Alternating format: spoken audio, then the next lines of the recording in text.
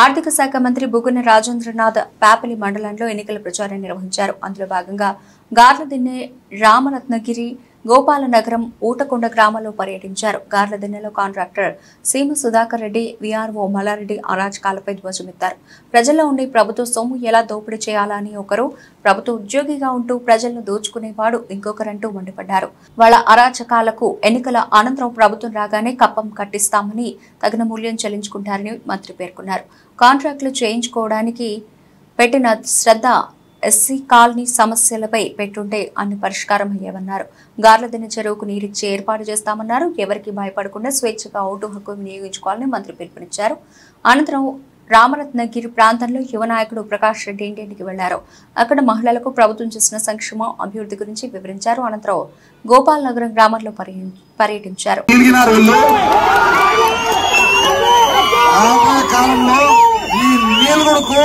ఈ నీలగుడుకు పన్ను కట్టాల్సి వస్తుందని చెప్పి నేను చెప్తా ఉన్నాను. అంటే తెలివి వీళ్ళకే ఉండేది. అందరు నోట్లో ఏళ్ళేసుకున్నారు, వీళ్ళు మాత్రం అందరు చెవులో పూలు పెట్టేదానికి ఉంది అవకాశం. నిర్భయంగా ఉండండి.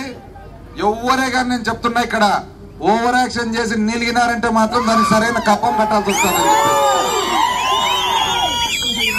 రాబోయే కాలంలో ఖచ్చితంగా ఎస్సీ కాలనీలో కాలువలు వేపిస్తాం, రోడ్లు వేపిస్తాం. గ్రామంలో కూడా ఎక్కడెక్కడైతే వీళ్ళకు అసలు ఆలోచన లేకుండా కాలువలు లేకుండా రోడ్లు వేసినారు అవన్నీ కూడా మళ్ళీ మార్చి కాలువలు వేపిస్తాం. ఇక్కడ ఉన్న చెరువుకు కూడా మన గార్లదిన్నె చెరువుకు కూడా నీళ్ళు వచ్చేటట్లు ఏర్పాటు చేస్తామని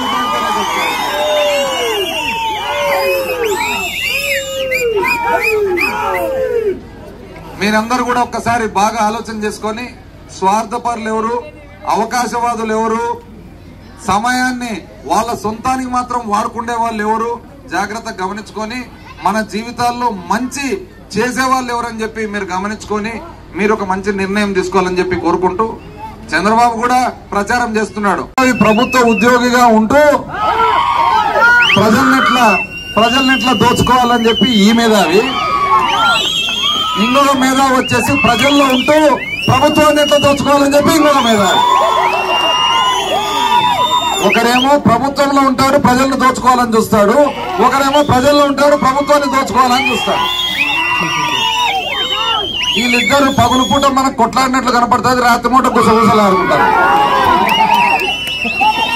ఈ గుసగుసలకు మళ్ళీ ఇప్పుడు బంధుత్వం కలిసింది.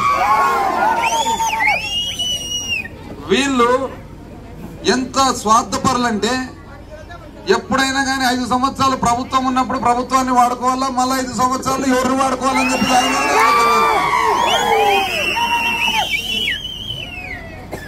ఇక్కడ ఉండి స్థానిక సర్పంచ్ గా ఉండి అధ్వానమైన పరిస్థితుల్లో ఏ రోజు కూడా ఊరిని గ్రచన లేకుండా మళ్ళా పైగా ఈ రోజు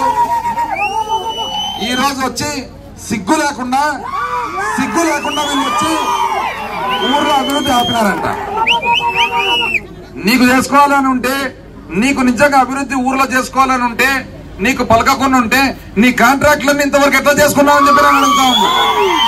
అంటే నీ కాంట్రాక్టులు చేసుకునే దానికి నీకు నోరొస్తుంది, నీ బిల్లులు చేసుకునే దానికి నీకు నోరొస్తుంది, నీ సొంత సంపాదనకు నోరొస్తుంది, కానీ ఎస్సీ కాలనీలో కాలువలు వేసుకోవాలని చెప్పి అడిగేదానికి నీకు నోరు రావాలి.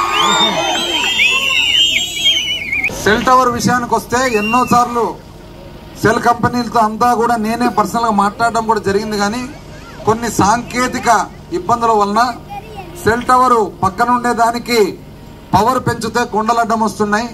ఇక్కడ పెట్టేదానికి కంపెనీ వాళ్ళకు ఒకే ఊరుకు తప్ప రెండో ఊరికి అందడం లేదనే కారణం వలన ఇవన్నీ లేట్ జరిగింది. మనమేం ప్రయత్నం చేయక కాదు, అయినా కూడా ప్రయత్నం మాత్రం ఆపమని చెప్పి కూడా మీ అందరికీ నేను తెలియజేస్తాను.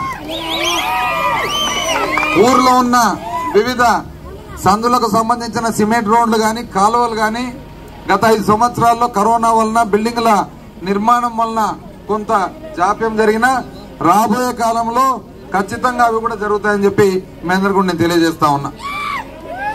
ఇదే కాకుండా చంద్రబాబు నాయుడు గారి ఆలోచన విధానం ఒక్కసారి గమనించండి.